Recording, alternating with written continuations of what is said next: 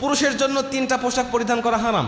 ঈদে আসলে পরে আমরা এই পোশাকগুলো সবচাইতে যুবকের বেশি কিনে, এই হারাম পোশাকগুলো। 1 নম্বরে, আপনি কোনো সিল্কের পোশাক পরিধান করতে পারবেন না, এটা হারাম, চিরন্তন হারাম।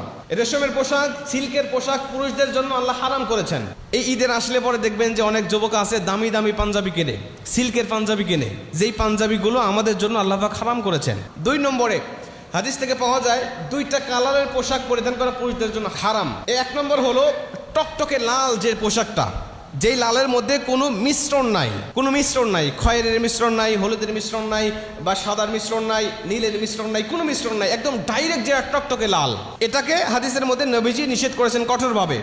অনেকেই এটাকে অপছন্দনীয় বলেছেন, অনেকেই মাকরুহ বলেছেন, কিন্তু এটা পোশাকের জন্য এটা বর্জন করাটাই হলো উত্তম। 2 নম্বরে, একদম টকটকে হলুদ, যে হলুদের মধ্যে কোনো মিশ্রণ নাই, এটাতেও হাদিসের মধ্যে নিষেধ করা হয়েছে। এই 2টা পোশাক পুরুষদের জন্য নিষেধ, কিন্তু মহিলাদের জন্য ও লাল পরুক, ও হলুদ পরুক, নীল পরুক, ওই জাফরান কালার পরুক, যা কালার আছে মহিলাদের জন্য সব হালাল, কিন্তু পুরুষদের জন্য এটা হালাল নয়। এখন যদি বলেন হুজুর এটা আল্লাহ হারাম করলো কেন? আল্লাহ কেন হারাম করলো? আল্লাহ আপনাকে হারাম করেছেন, কেন হারাম করেছেন এটা আল্লাহ ভালো জানে।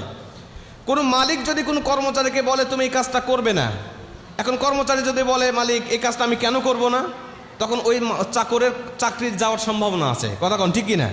কারণ মালিক জানে যে এই কাজটা তুমি কেন করবেন, এটা মালিক ভালো জানে যে এর মধ্যে হয়তো বা অকল্যাণ আছে, বা এটা করলে আমার ব্যবসার ক্ষতি হবে, বা এটা করলে আমার নিজের পক্ষে ক্ষতি হবে, এজন্য তুমি করো না।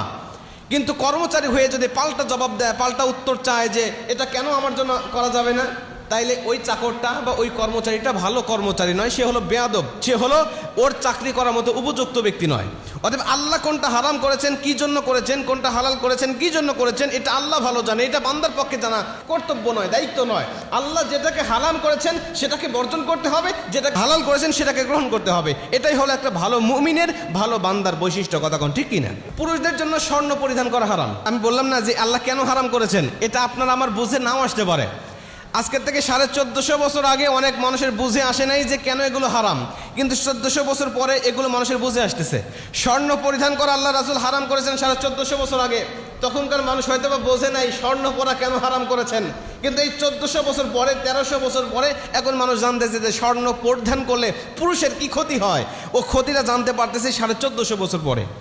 এই জন্য আল্লাহ কোনটা হালাল করেছেন সেটা আমার জন্য কল্যাণ আছে, আল্লাহ যেটাকে হারাম করেছেন সেটা আমার জন্য অকল্যাণ আছে, এটাকে বর্জন করাটাই হলো আমাদের জন্য কল্যাণকর। একটা ভালো মুমিন এগুলোকে বর্জন করবে, যেটা হালাল সেটাকে গ্রহণ করবে। আল্লাহ আমাদেরকে তৌফিক দান করুক, বলেন আমিন।